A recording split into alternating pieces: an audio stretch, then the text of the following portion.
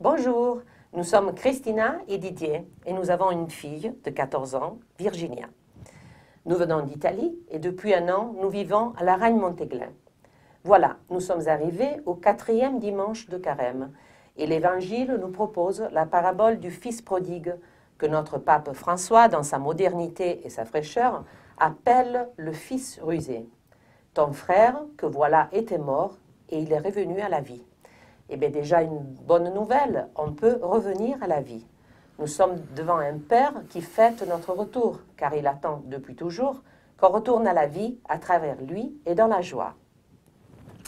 On connaît tous cette parabole.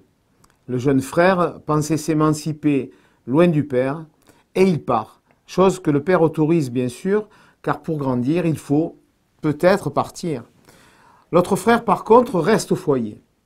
Dans cette parabole, on prend souvent la défense de celui-ci et je me suis aperçu qu'en réalité, les deux sont immatures, chacun à sa façon. Le premier croyait qu'en s'éloignant du père, il allait pouvoir vivre heureux.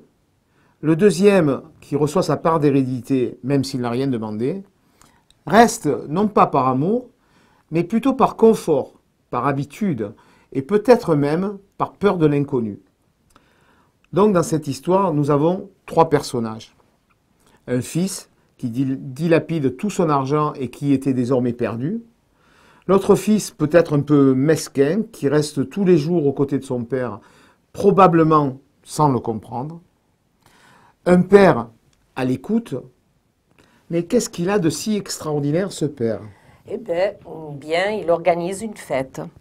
Le jour où le fils qu'on croyait perdu rentre à la maison et demande pardon, il ne perd pas de temps à faire la morale, à faire la liste des erreurs. Il ne dit pas « je le savais, je te l'avais dit, et tu n'as plus un sou ».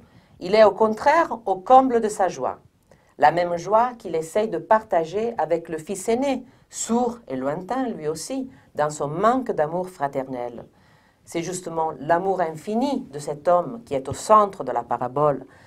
Un père vraiment fou d'amour qui guette à l'horizon notre retour, qui nous a laissé partir en sachant bien qu'il risquait de nous perdre pour toujours, qui souffre pour nous, mais qui nous a laissés libres, qui espère qu'un jour ou l'autre, on frappe à sa porte. Et ce jour-là, eh bien, c'est un jour d'immense joie pour lui, car c'est la vie qui recommence. Il ne nous juge pas, il peut enfin nous sauver. Cette joie, nous avons pu vraiment l'expérimenter dans notre famille, car il y a quelques années, nous étions très éloignés de l'Église. Et grâce à notre propre fille, nous avons ressenti le besoin, comme le Fils prodigue, de retourner au Père. Dieu nous a fait la grâce ce jour-là de nous faire découvrir un chemin de foi plein de joie, le chemin néocatéchuménal, qui nous a aidés et qui nous aide encore à regarder la vie à travers cet amour, avec des frères et des sœurs qui, comme nous, essaient de mettre tous les jours Dieu à la première place en découvrant ensemble les Écritures. Grâce à ce chemin, pour nous, vivre en profondeur la période du carême est très important. Prière, confession, aumône et jeûne sont les moments forts que nous essayons de pratiquer, sans oublier les laudes, en famille et bien sûr l'Eucharistie.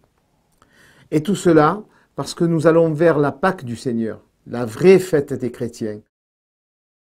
Bon carême à tous.